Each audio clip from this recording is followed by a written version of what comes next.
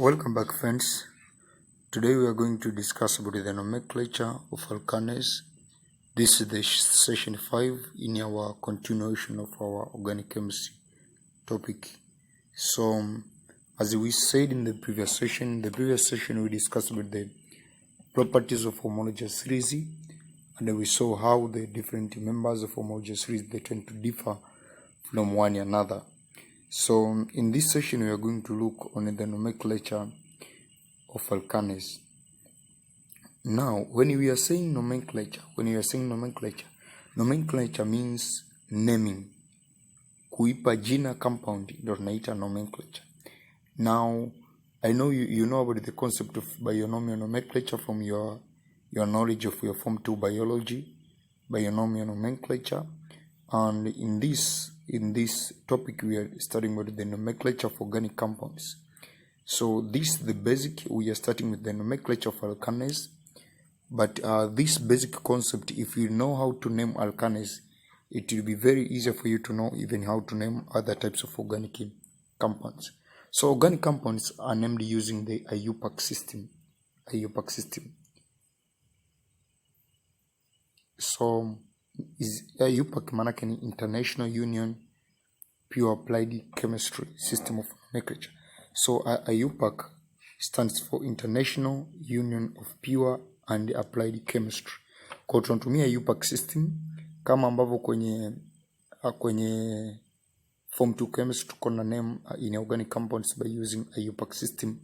Also in this Form 4 chemistry we are naming organic compounds using the IUPAC system. Now we have the laws of naming organic compounds. Now law ya kwanza kabisa, you must choose the longest chain. Name the longest unbranched carbon chain. Longest and branched carbon chain. Now for example, here you are given this compound, and for this case hii compound unaweza ukacount number of carbon. Unaweza kuona kwamba ukicount from left to right unapata carbon 4. Then ukicount from right to left unapata 4 zile zile. Ukibend pia unapata vile vile 4. So longest carbon chain inakuwa na carbon ngapi? Ina carbon 4. In this compound the longest and branched chain is, unaona walivyoiandika hapo chini. So this is the longest and branched chain of organic compound in this case. Now from here, name the functional groups. So these are first in the first step we need to name the longest chain. Now let me demonstrate this in my whiteboard here so that you can see how we name it. Now let's say we have this compound. Let's say it is CH3, then CH2, then CH2, then CH3, then CH2, then CH3. Now how do we count the longest chain now? Because I want you to understand how do we count the longest chain. Now in terms of the longest chain, let's have different routes of counting the longest chain. Longest chain doesn't mean that it must be maybe from here to here. No, that's incorrect. For example, if we count from here, 1, 2, 3, 4, you see? Now, if we count from here, 1, 2, 3, 4, so this chain is the longest chain inagoma. Lakini, hebu ona tunachokifanya. Tukicount kuanzia hapa, 1, 2, 3, 4, 5. Yani hii hapa ndio ikawa longest chain. Hii hapa. Unaona kwamba inakubali kwa sababu gani? A longest chain must contain maximum number of carbon. Lakini ujue kwamba longest chain haiwezi kawa hivi. Ikaenda kule tukahesabu 1, 2, 3, 4. Alafu tukaja hapa tukaandika 5, 6. No. Longest chain haiwezi kawa branched. A longest chain must be unbranched. Tunaposema ni branched manake tukistart from here tunaenda moja kwa moja hadi wapi? Hapa. It is unbranched. Au tukistart from here tunaenda moja kwa moja hadi hapa. It is unbranched. au tukistart anyway, it is whether this way it is unbranched, this way it is unbranched, or this way it is unbranched. So choosing one among these ambayo itakuwa na many carbon atoms tutaita ndio the longest chain.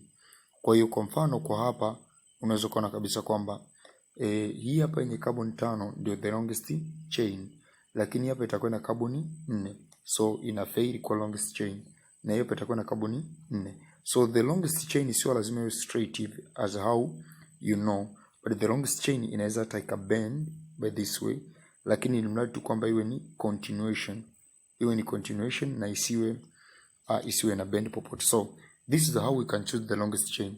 And let's have another example. For example, let's say we have CH3, then you have CH2, then you have CH3, then you have CH.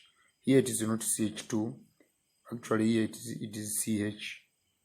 So this is it is CH because one of the bond tenda kuna mbele.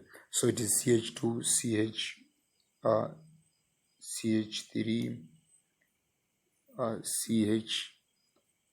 CH3, then CH3, and then you are required to draw the to know the longest chain of the compound. For example, now in this question, if we want to let the longest chain to be this one, and we can count 1, 2, 3, then 5, 6. 1, 2, 3, 4, 5. So we have how many? They are 5 carbon atoms. They are 5 carbon atoms. So tujaribu kuhesabu nyingine tuone, je, kuna nyingine inaweza kawa longest hapo. Unaona ukianza 1, 2, 3 this way. No. It disagree kwa sababu ziko chache. Then unaweza kusema labda 1, 2, 3, 4, 5. Unaona inakuja 5 ile, hapo unaweza kusema 1, 2, 3, 4 inakuja ile, so inagoma 1, 2, 3, 4 inagoma. Unatakiwa uchague chain ambayo itakuwa ina carbon nyingi, as many number of carbon as possible. Hiyo ndo cha kwanza kabisa unaita longest chain. Presence of branches, for example, if we use this as the longest chain, for example in this question, this will be the longest chain because it has 5 carbon atoms. Now if this is the longest chain, that means this will be branch, this is branch, and this is branch, and we can start counting from anywhere. It is either from this side or from this side. Is how we study later in the next other rules of nomenclature. But what you need to understand here is that we are using our first principle of nomenclature is the choosing the longest chain of carbon atoms. Now let's go to see the second principle, which discuss about the naming of the groups. Now in the second principle we are saying that name the functional groups. Name the functional groups. Functional groups are branches of main carbon chain. These are sometimes called the alkyl groups. Alkyl groups. Now, in cases of functional groups, we have different functional groups. We have alkyl, we have alcohol, we have carboxylic, we have the halogens. But for example, unaweza kuona hapo kwamba tuna hizi hapa. Hizi hapa ndio example, tuna methyl, tuna ethyl, tuna propyl, tuna chloro, bromo, iodo na fluoro. These are just examples of the functional groups. So tunachokifanya ni kwamba for example kuhusu functional group, kwa mfano tulisema, if you remember yesterday we said kuhusu parent chain, we said in case of parent chain we said yesterday kwamba tukiwa tuna one carbon tunaita nini? Meth. One carbon equal to meth. Then 2 carbon tunaita nini? Eth. Then 3 carbon tunaita nini? Prop. Naanza na capital letter hiyo. Then from there we said 4 carbon tunaita nini? Bute. We said 5 carbon tunaita nini? 5 carbon tunaita tunaita pent. 5 it is not hept, it is pent. So 5 it is pent. And 6 carbon tunaita ni hex. Then 7 carbon tunaita nini? Hept. Tukitoka hex ndo nafuata hept. 8 carbon tunaita nini? Oct. Tunaita oct. 9 carbon tunaita nini? Non. Pamoja na 10 carbon tunaita ni dec. Now these we call these as the parent names. Tunaita parent names. Na zinakuwa determined with the number of carbon atoms ambayo compound inakuwa nayo. Now for example in our case kama pale tumekuta labda tayari ina 5 carbon atom na tunajua kwamba that is alkane, so we name it as its name will be pentane. Kama ni alkane na ina 5 carbon atom, it is pentane. So from this name, pent is from the fact that it has 5 carbon atoms, and from this name ane is from the fact that this is alkane. This is alkane. And why we know this is alkane? It is because it follows the formula CnH2n plus 2 if we count the number of hydrogen and carbon atoms. So from there tunachokisema ni kwamba the second thing we need to know is about the concept of the functional group. Functional group yenyewe huwa inakuwa ni branch ya yule parent chain. Kwa kwenye functional group, kwa mfano tukiwa tuna CH3, CH2, CH3, CH, chlorine, CH3. Now tukicount the parent chain, tukasema let's say the parent chain hiyo ni hapa. Maana kitakuwa na carbon 4. 1 2 3 4. Hii itakuwa ni uongo. Kwa parent chain kwa hiyo hapo ni uongo. Lakini parent chain, the best parent chain inakuwa ni hapo. Ina carbon ngapi? Ina carbon 5. 1 2 3 4 5. So tumeshajua parent chain ina carbon ngapi? Ina carbon 5. Ina carbon 5. So from there tukishajua parent chain ina carbon 5, tunasema kwamba okay, the name of the parent chain will be, itaanzia nini? 5. Maana 5 itaanzia na pent. And because this is alkane itakuwa ni pentane. Lakini tumeshajua name of the parent chain, tunachokuja kufanya nini? Tunaangalia functional group. Kwamba kama this is the parent chain, that means this is the functional group and this is the functional group. Functional group, they are groups which are attached to the parent chain. Hiyo ndo ambayo tunamaanisha. However, later we discuss more about the definition of functional group. Ni group ambayo ina determine the property of a compound. Now, for example, these actually they are not functional group. They are not functional group in such, but they are attached groups. Now, tukishajua hivyo tunachokisema ni kwamba tunazo two attached groups hapa. Consider we have this attached group and we have this attached group. Now, having these two attached group, lazima ulimember kitu kimoja kwamba attached group kama hii hapa ingekuwa peke yake, isingekuwa attached, ingekuwa ni CH4.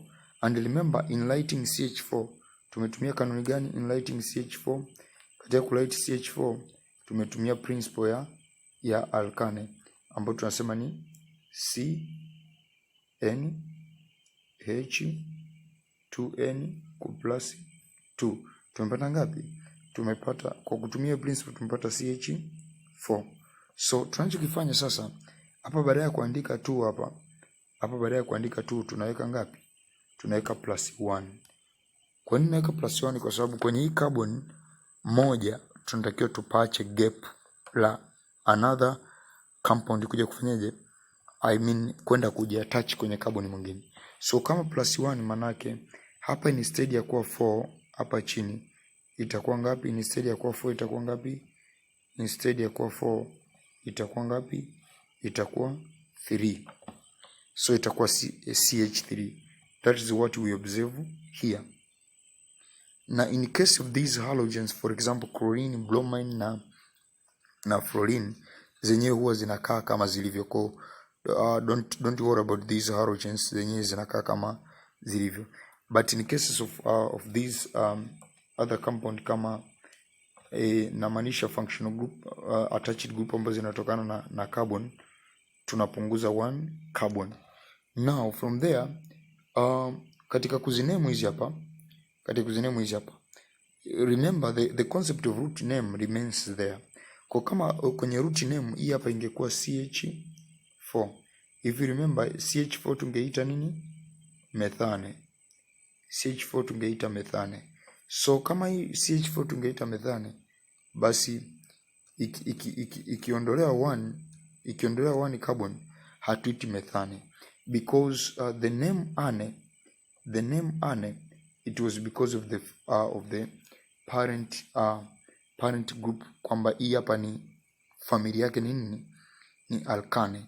Lakini tukiondoa ile hydrogen moja, jina linabadilika linakuwa alkyl group, alkyl. So the name will end with YL. Mwanzoni tuko na nini? Tuna alkane. The name will end na nini? Na ane. Sababu tuna alkyl. So that is the very important concept for you to remember when you are discussing about this concept of organic chemistry. Kwa hiyo hapa kama hii hapa ilikuwa na jina labda it is methane, jina lake ilikuwa methane. Let's say we want to name this, its name was methane, so we name it as meth, then we add YL, we call it as methyl. So it is not methane again, it is methyl. Kama ina 2 carbon maana yake itakuwa ni ethyl. Kama ina 3 carbon as well inakuwa ni propyl na kuendelea. Kwa mfano in case of 2 or 3 carbon, for example in 2 carbon we call it as ethyl. In 3 carbon, kama ina 3 carbon hiyo functional group yako tutaita kama ni propyl. Propyl na kuendelea. So this is how we name the functional group. And in terms of halogens like chlorine, we are adding tunaondoa mwishoni. Kwa mfano hii hapa tunajua kwa inaitwa nini? Hii hapa tunajua kwamba inaitwa labda chlorine. So kule mwanzoni mwishoni tunaondoa in chlorine.